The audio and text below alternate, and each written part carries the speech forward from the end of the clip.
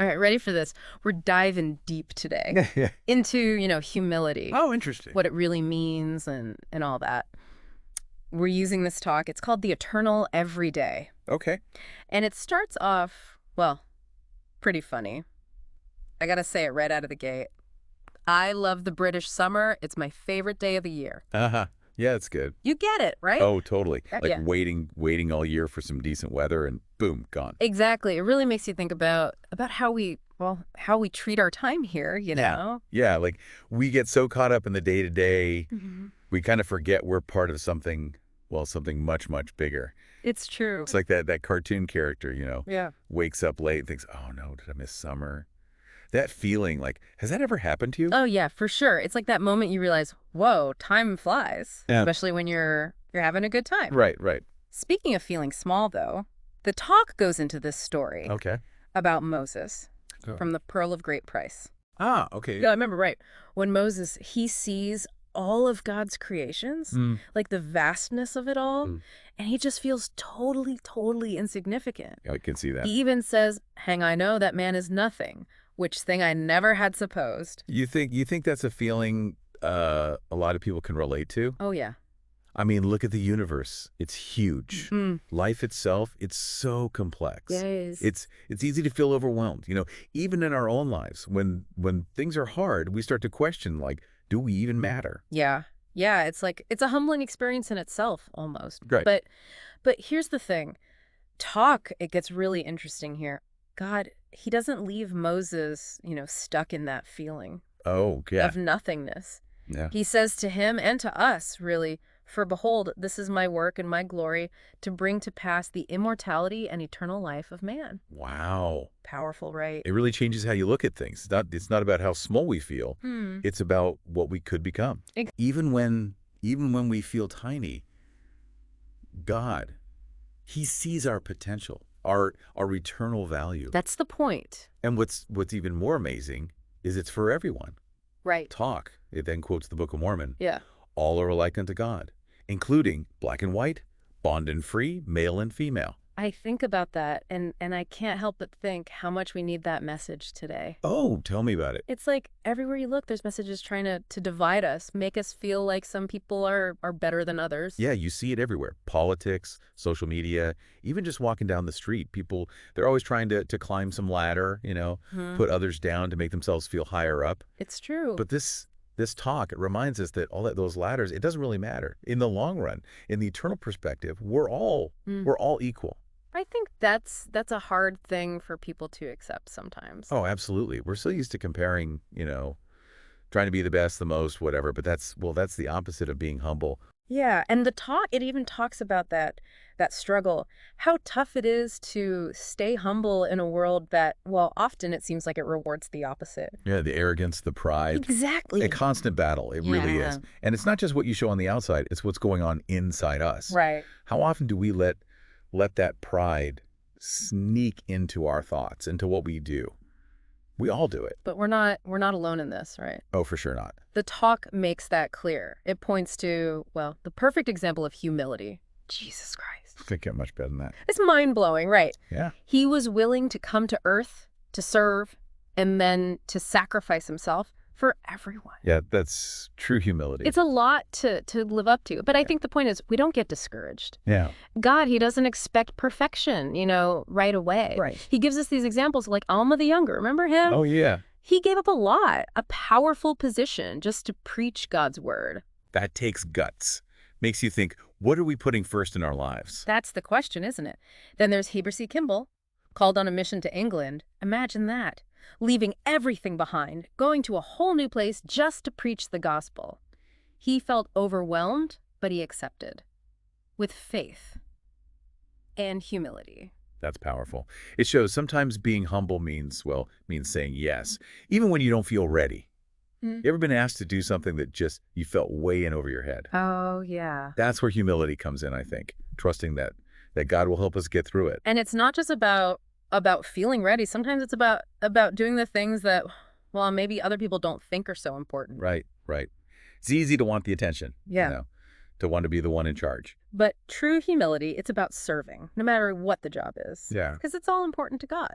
Like the story of Elder Thomas B. Marsh. He felt hurt, because Joseph Smith, he sent missionaries to England without even talking to him first.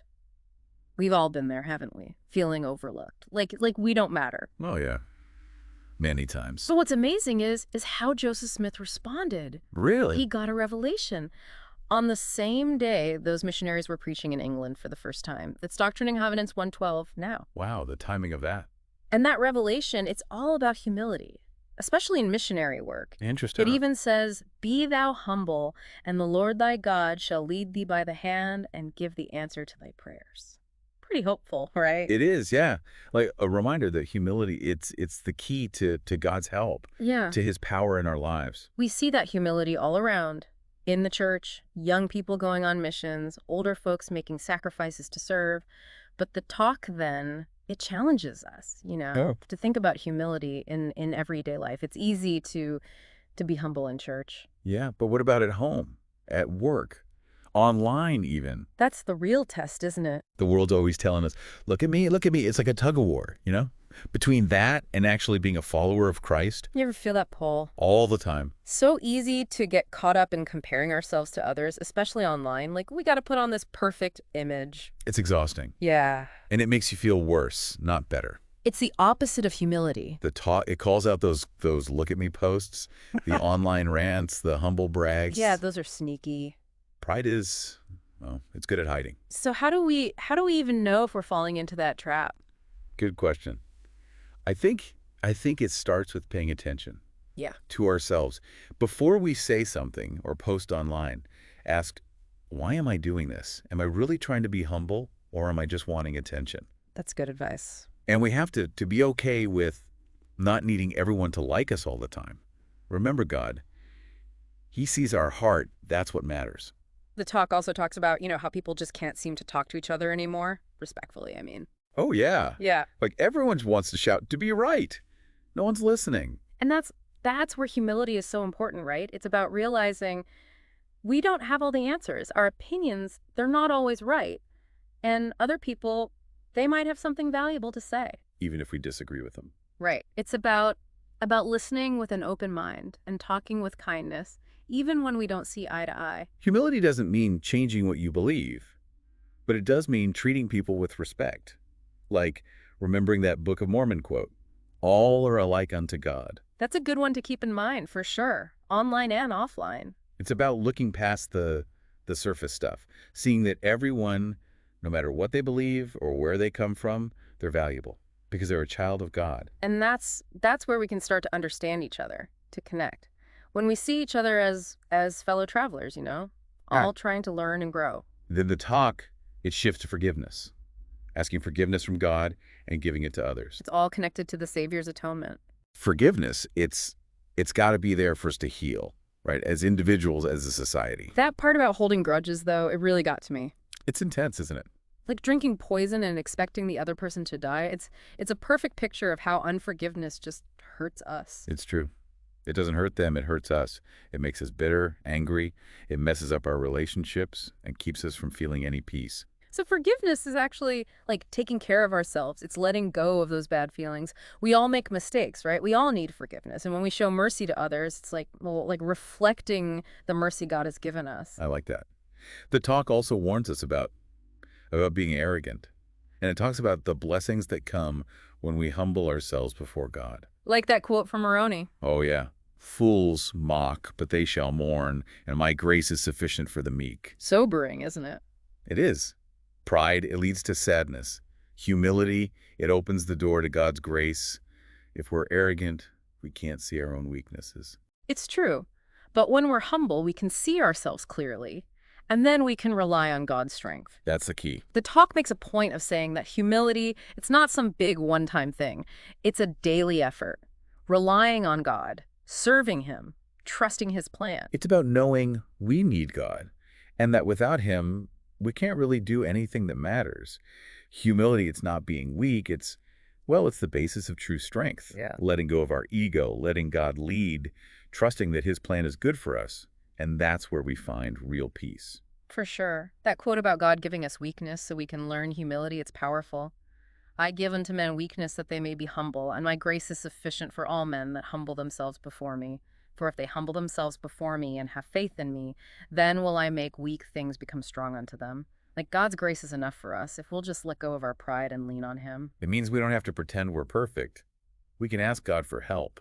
Real strength comes from him, not from ourselves. This deep dive has been, well, eye-opening. I'm seeing humility in a whole new light. Like it's the key to a better life, more meaningful. Me too. It's a journey. We got to keep working at it, but it's so worth it. It's challenged me to look at my priorities, focus less on myself and more on helping others, and to face each day with a purpose. Yeah, it reminds you that even though the world's all about being loud and proud, real humility, it still shines through. It's a quiet strength. Yeah. It can change us, and it can change the people around us. It's beautiful. It is. So as we wrap up this part of our deep dive into humility, we want to leave you with a question. What does it mean for you to live your own eternal every day, to embrace humility in every moment? May you find joy in that journey, and may God guide you all along the way. Absolutely. Makes you think about life differently, doesn't it? It does. Like each day is, well, it's a chance to connect with something bigger, to make choices that show what we believe. I keep thinking about that quote, the test of greatness.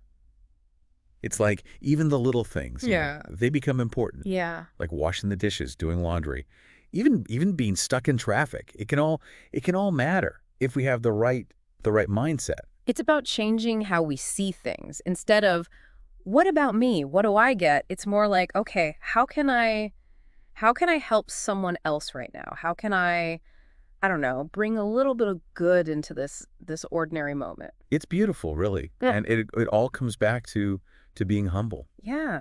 Seeing the divine in the normal stuff, in the people around us, and the things we do every day, that's where humility really shows up. It's true. But it gets real about the challenges too, like how hard it is to stay humble when, well, the world is kind of telling us to do the opposite. Yeah, it is. Especially now with all this social media stuff. It's like constant pressure to look perfect, to be the best. We compare ourselves to everyone else and we end up feeling jealous, not good enough. It sucks all the joy out. It does. And it's the opposite of humility, like we were saying. Right. The talk even talks about those online rants, the humble brags, where people try to brag but make it sound like they're being humble. It's sneaky how pride can do that. So how do we catch ourselves doing that? That's a tough one. I think it's about being aware.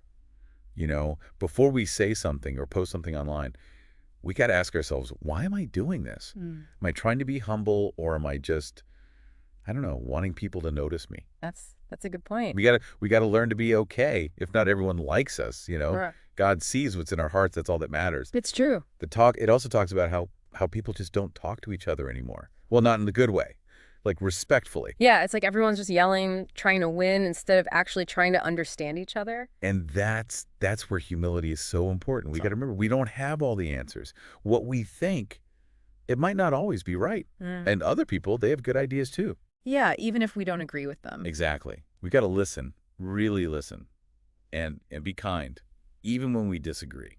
Humility doesn't mean we have to change our beliefs. No, but it does mean treating everyone with respect. Remember that quote, all are alike unto God. Yeah, that's a good one to remember. All the time. Online, in person, everywhere. It means we look past the differences, the stuff on the surface.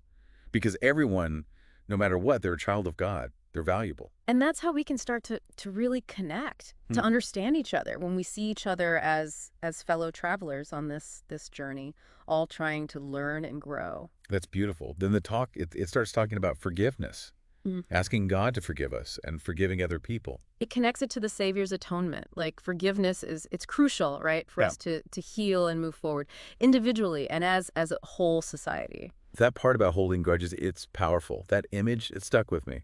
The one about drinking poison, It shows just how much unforgiveness hurts us. Yeah, it hurts us, not the other person. It makes us bitter and it messes up our relationships.